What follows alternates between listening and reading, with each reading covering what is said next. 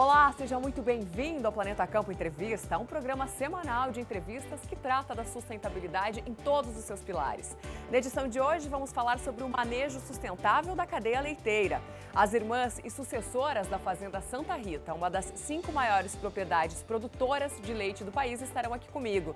A fazenda, que conta com o maior rebanho registrado de vacas holandesas do Brasil, foi pioneira na produção de leite A2 e possui importantes certificações. A conversa será com as irmãs Yankee, Thaís, diretora de operações, e Diana, diretora de marketing na Lete A2. Está no ar o Planeta Campo Entrevista.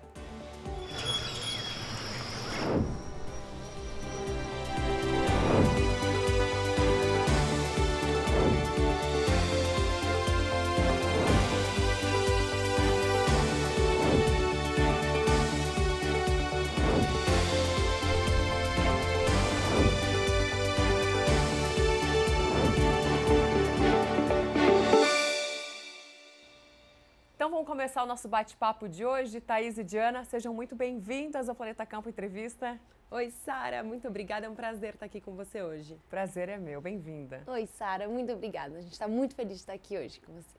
Também estou feliz de estar aqui com vocês. A gente conversou recentemente, né, no Planeta Campo, e agora Planeta Campo Entrevista para ampliar mais esse assunto que é tão importante, especialmente que a gente teve aí o Dia do Leite recentemente, então vamos falar sobre isso também. Começo perguntando para você, Thaís, como que você acha que a sigla ASG ou ISD, que fala, né, do ambiental, social e de governança, é aplicada dentro da Fazenda Santa Rita? Bom, para nós sempre foram 3 pilares muito importantes que a gente sempre seguiu para começar a governança. A fazenda, a empresa, a Grindos, ela foi fundada em 1945 e desde o começo a gente pensou muito nessa questão formal de uma propriedade rural, ou seja, ela sempre foi uma SA desde 1945, o que possibilitou dos sócios serem donos de papéis e ações, né, em vez de serem donos de propriedade ou das terras, o que produz uma estrutura muito formal e uma estrutura muito boa para a gente poder conduzir o negócio, para ter essa separação do que não é que alguém é dono de um pedacinho de terra, mas alguém é dono de papel, então a gente pode conduzir o negócio com muito mais profissionalização e muito mais formal. A empresa sempre foi familiar, então isso possibilitou também da gente ter uma governança para a gente poder falar, não, olha, a família é uma coisa e a empresa é uma coisa, então isso da governança, da gente separar a família do profissional sempre foi muito importante e hoje, para as futuras gerações, eu e a Diana, a gente é 3ª geração e a gente ainda tem primos e irmã mais novos que com certeza vêm aí, então a gente sempre pensa no futuro, como fazer essa governança, como estruturar uma empresa para o futuro, para poder facilitar também a saída de sócios se precisar, para poder facilitar investimentos e estruturas que pedem uma formalização. Então a governança sempre esteve presente nesses 74 anos de empresa. Na parte social, a gente também, por ser uma empresa muito antiga, desde 1945, a gente tem gerações de famílias que moram na fazenda. Hoje são mais de 60 famílias que moram com a gente na fazenda. E isso para a gente sempre foi muito importante, porque são famílias que estão aí na sua 5ª geração, algumas, e que vieram construindo, crescendo e se desenvolvendo com a gente dentro da fazenda também. Então, para a gente é muito importante esse lado social, ter uma comunidade dentro da fazenda em que a gente desenvolva as pessoas, capacite as pessoas, tenha um ambiente bom e confortável para elas morarem, viverem, criarem suas famílias e, obviamente, trabalharem, porque elas também estão lá trabalhando com a gente.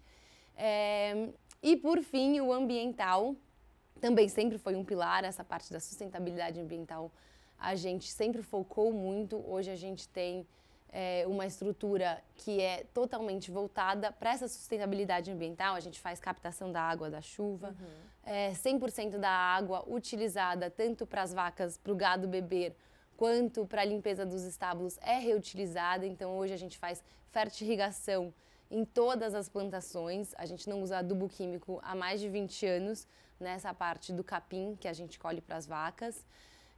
A gente está iniciando também um programa, um desenvolvimento de compostagem.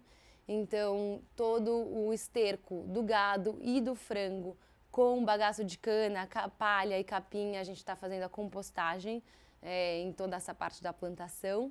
Ou seja, todo um trabalho conectado aí, Exatamente. Né? Então, para a gente é isso. São pilares que vêm desde a fundação da empresa e que a gente sempre leva muito a sério. Diana, e todo esse cuidado, né, essa governança que a Thaís acabou de falar, já renderam alguns selos, né, alguns reconhecimentos importantes para a Fazenda. Quais que são e qual que é a relevância disso, desse reconhecimento? Hoje a gente está com 5 selos e certificados no nosso rótulo. Nós somos a única empresa, a única marca de leite do Brasil que tem 5 selos no rótulo e também nós somos pioneiros no formato que a gente apresentou isso ao consumidor, que é na parte de trás da garrafa, na vertical.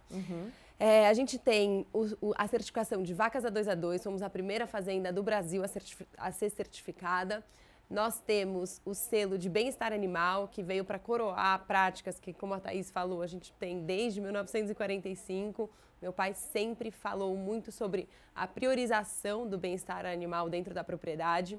A gente tem o selo BDK, que é voltado para a comunidade judaica mundial. Então, quando tem esse selo, dependendo da religião, se a pessoa é bastante ortodoxa e segue a Torá, é um alimento que ela pode consumir. E a gente tem 2 voltados para o meio ambiente. A gente tem o selo verde, que ele afirma que todas as nossas práticas dentro da fazenda são amigáveis para o planeta e para a vida que nele habita. E a gente também tem o selo Eu Reciclo, que veio por conta das nossas embalagens, que a gente teve o cuidado em desenvolver em PET, porque é um material mais reciclado, mais reciclável. E aí esse selo, ele capta no meio ambiente no mínimo 22% do volume que a gente coloca de plástico no mundo. Que legal, né? Porque ele acaba atingindo vários públicos aí diferentes que às vezes não se sentem tão reconhecidos, né? Exatamente, exatamente. E os certificados, eles vêm muito para conseguir fazer essa comunicação mais clara com o consumidor. A primeira vez que a gente viu isso foi numa feira na Alemanha, e aí eu já voltei muito com muitas ideias, porque acaba que quando um terceiro está falando sobre você, deixa isso muito mais palpável, né? Muito mais tangível para esse consumidor final entender quais são essas práticas, porque está ali, está certificado. Então, para a gente foi um processo muito interessante dentro dessa comunicação transparente e essa comunicação porteira dentro que a gente gosta de mostrar para o nosso consumidor final. Bacana, Thaís. Vocês comentaram, né, da questão do bem-estar animal. O que daria para pontuar, assim, dentro da fazenda, procedimentos, manejo, em relação a esse quesito? Bastante coisa. Meu pai sempre fala, meu pai que está muito dentro da produção, né, da parte de tocar essa ordenha e todo o manejo com o animal. E uma coisa que ele sempre falou pra gente, que a gente cresceu aprendendo e vendo, foi qualquer investimento primeiro é prioridade da vaca, é prioridade no conforto da vaca. E isso é o conforto da vaca, além de representar todo o bem-estar animal, que é uma coisa que a gente sempre pregou, é também o maior retorno financeiro que a gente pode ter, porque aí a gente tem qualidade de leite, a gente tem longevidade, a gente tem resposta na reprodução, e tudo isso é investindo simplesmente em conforto animal. E aí na fazenda hoje a gente trabalha com o gado holandês, que é uma raça europeia que precisa, né, de cuidados maiores, porque ela vem de um clima frio, de um clima seco e tudo mais. Então hoje elas ficam em free stalls, com a estabulação livre, em que elas têm a escolha de entrar ou sair do estábulo, ir para o solário ou ficar dentro. E dentro são todas camas de areia, a gente tem sprinklers de água e ventilação e comida no coxo 24 horas com a silagem de milho e o capim verde colhido diariamente para elas. Thaís, uma curiosidade aqui, da onde que vocês buscam, né, as tecnologias, as formas de manejo mais adequadas, todos esses nomes que você falou, né, de tecnologias utilizadas, onde que vocês buscam tudo isso, esse conhecimento? Olha, a gente olha bastante o que está acontecendo no mundo. Meu pai, que principalmente quem investe nisso, já viajou bastante pelo mundo, Israel, Europa, Estados Unidos. Sempre vamos pegando ideias dos lugares. Então, sempre quando vem uma tecnologia nova ou alguém fala de algum novo formato, por exemplo, a gente recém lançou um túnel de vento em que dá mais conforto ainda para as vacas, porque lá dentro a temperatura sempre fica muito estável, entre 21 e 22 graus. Então, sempre estamos buscando novas tecnologias, novos formatos para trazer mais conforto ainda. Diana, como que você vê essa questão, né? Vocês buscam inspirações, né, em lugares que são exemplo, e como que é saber que vocês também servem de exemplo hoje para muitas outras fazendas? Fico muito feliz de saber disso. Eu acho interessante esse formato de você servir de exemplo, né? Eu converso muito com a Thaís que na LET a gente inovou no formato da comunicação, no sentido de realmente abrir a porteira da fazenda, de ser transparente do começo ao fim, de mostrar a nossa produção, mostrar como está a vaca lá na fazenda. E, de certa forma, em 2018, quando a gente começou a reposicionar tudo isso, o mercado de leite estava um tanto estagnado no sentido da comunicação. Era muito falado apenas de saúde, de proteína do leite. E eu acho que o fato da gente começar a trazer o atrás da porteira motivou outras marcas a fazerem o mesmo por entenderem que o consumidor final quer saber disso. O consumidor final, ele é esclarecido, ele não está só consumindo agora o nosso alimento, né? O valor nutricional, o sabor. Ele consome história, ele consome essência, ele consome propósito. A marca. Exatamente. Então, eu acho que, de certa forma, a gente deu uma movimentada no mercado nesse sentido, que eu acho muito interessante. Quem ganha é o produtor, quem ganha é o agronegócio por conseguir se comunicar melhor, mostrando tantas práticas boas que a gente sabe que tem dentro de tantas fazendas aí afora, e o consumidor final. E é isso que esse sangue jovem também traz, né? Eu espero, a gente está tentando. Legal, meninas. Diana e Thaís, eu vou pedir um tempinho aqui para a gente fazer um rápido intervalo e daqui a pouquinho o Planeta Campo Entrevista já volta trazendo mais informações para vocês. Até daqui a pouco.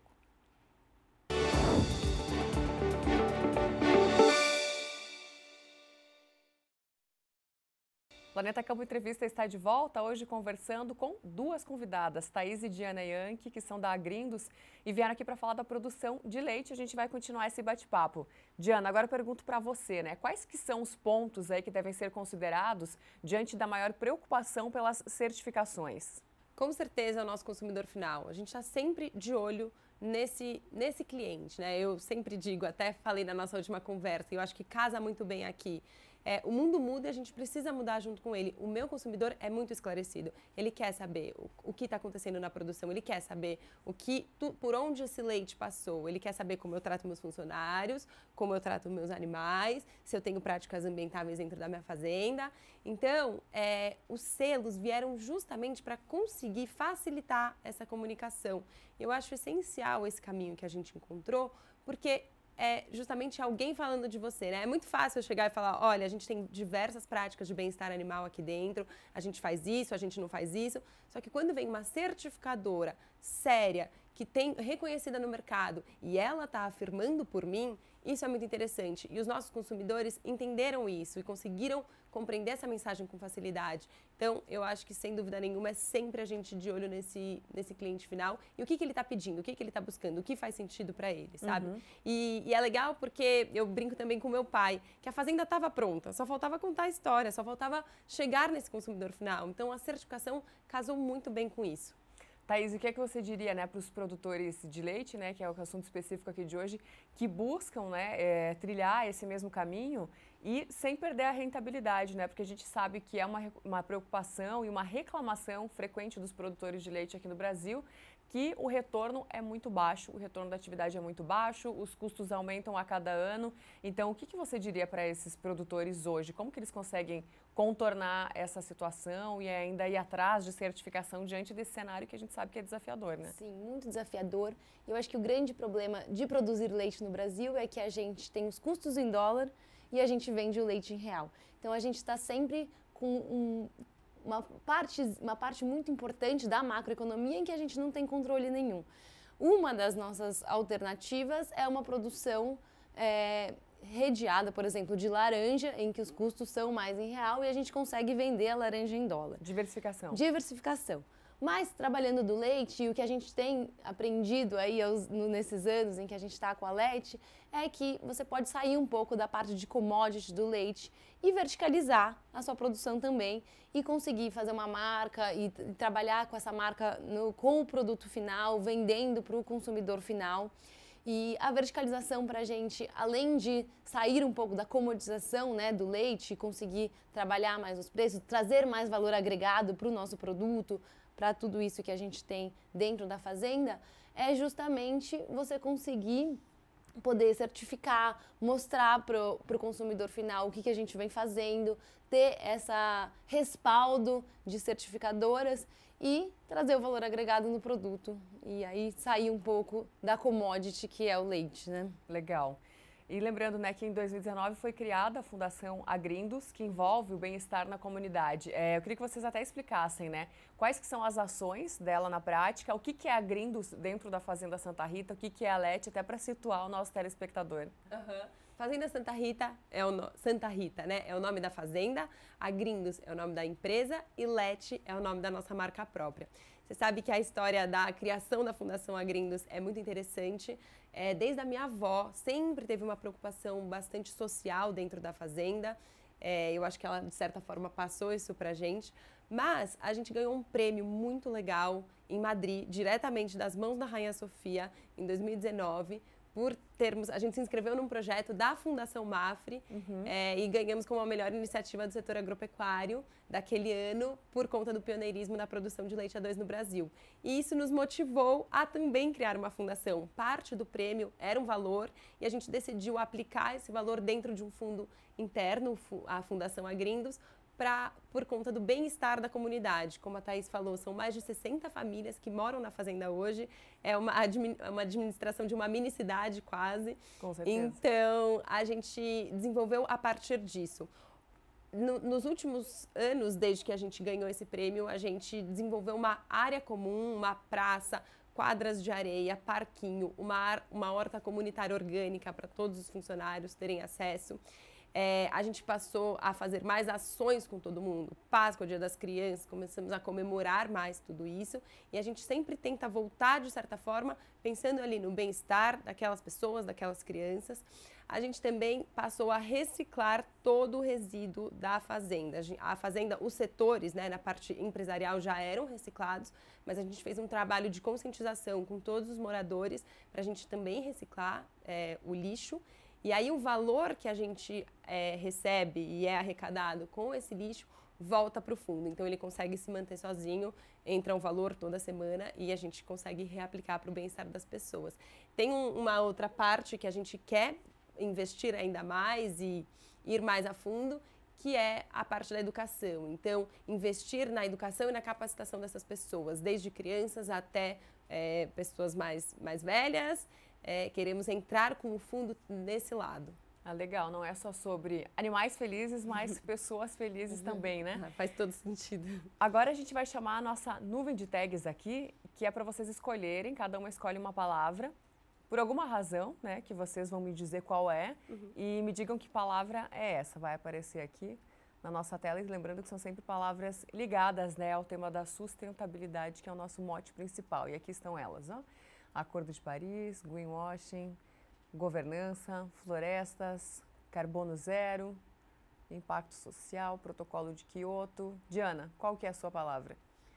Eu vou escolher diversidade. Acho que está muito relacionado ao meu campo de estudo, né? Eu sou publicitária e eu acredito muito nessa pluralidade do mundo e na importância da gente estar sempre de olho na diversidade e acolhendo essa diversidade. Não adianta eu falar, eu quero fazer este produto para aquele consumidor. Não, eu acho que a gente tem que saber abraçar o mundo com todas as diferenças que ele tem e acolher de verdade as mudanças que acontecem, seja na produção, seja dentro da propriedade, seja no supermercado com o meu consumidor final. Acredito muito nesse respeito e eu acho que é muito importante para o agronegócio, para todos os produtores, para todo mundo entender que sim, existe diversidade, mas existe lugar para todo mundo. Existe espaço para diferentes tipos de alimento e tá tudo certo, tá tudo bem, todo mundo caminha bem dessa forma. Muito bom. Thaís, sua palavra. Bom, eu vou escolher metano, que eu acho que é uma palavra polêmica. É uma palavra polêmica, mas a gente precisa falar disso. Eu acho que a gente precisa falar que a gente tem uma equação para resolver como humanidade para os próximos anos, em que é um mundo em que a população cresce e os recursos de terra e água são finitos. Então, o metano ele entra justamente na necessidade da gente conseguir produzir em mais quantidade, obviamente respeitando a terra e o bem-estar animal, mas com mais efetividade para a gente poder alimentar essa população crescente sem ter que abrir mais terra, sem ter que gastar mais água. Então, e hoje o ciclo do metano, como a gente está, já tem bastante estudo que fala isso, eu acho que é muito interessante a gente falar mais sobre isso, como o gado, sobre como a agricultura regenerativa, sobre como você consegue fazer um ciclo equilibrado junto com o metano, em que, tudo bem, o gado emite metano, mas ao mesmo tempo a vegetação, existe uma fotossíntese de puxar metano, dá para compensar. Então a gente consegue fazer uma agricultura, um agronegócio equilibrado para produzir alimentos, para alimentar uma população e ao mesmo tempo respeitar a terra e o meio ambiente. Muito bom. E agora a gente vai então para o nosso último quadro, que é o Planeta em 2032. E aí eu quero que vocês me digam como que está na tela já, ó, como que vocês imaginam ou o que vocês esperam do planeta daqui 10 anos? Bom, eu acho que até pegando o gancho do que eu acabei de falar da nuvem de tags, que é justamente a gente precisa alimentar as pessoas e a gente precisa manter o ciclo equilibrado. Então, para mim, o planeta em 2032 é isso que a Diana falou. O mundo está mudando e a gente precisa mudar junto, que é aprender a respeitar, aprender a entender o ciclo de equilíbrio do meio ambiente. E justamente o ASG, ou ESG, ele não é, para mim, não é mais um diferencial, é uma obrigação de todo mundo. A gente precisa olhar para isso, a gente precisa olhar para a parte social e ambiental, principalmente, e dentro das empresas. E seguir isso para a gente chegar em 2032 com um planeta saudável, com pessoas alimentadas e com esse ciclo equilibrado. Diana, e você? Eu espero que a tecnologia que vem se desenvolvendo já há tanto tempo esteja refinada a um ponto de que ela consiga ajudar as pessoas a viverem cada vez melhor e que as pessoas tenham cada vez mais acesso a princípios e questões extremamente básicas, né? Eu acho que, gente, por produzir alimentos, estamos muito relacionados a isso, a essa questão de fome no mundo. Então, eu espero que a tecnologia nos ajude em relação a isso e que o ESG não seja mais uma novidade ou um diferencial para uma empresa, que seja uma obrigatoriedade para todo mundo. E nem só uma propaganda, né? Que muita gente se utiliza disso. Exatamente. Meninas, eu poderia ficar horas aqui conversando com vocês, mas o nosso tempo é limitado, então eu agradeço muito a presença de vocês aqui no Planeta Campo Entrevista, Diana e Thaís Yankee, da Fazenda Santa Rita e também da Agrindos. Obrigada pela participação de vocês, viu? Muito obrigada, Sara. Muito legal estar aqui. Muito obrigada, a gente que agradece essa oportunidade, muito legal falar aqui com você. Bacana, e obrigada também para você que nos acompanhou aqui em mais um Planeta Campo Entrevista. Lembrando que amanhã eu te espero no Planeta Campo ao meio-dia. Até mais!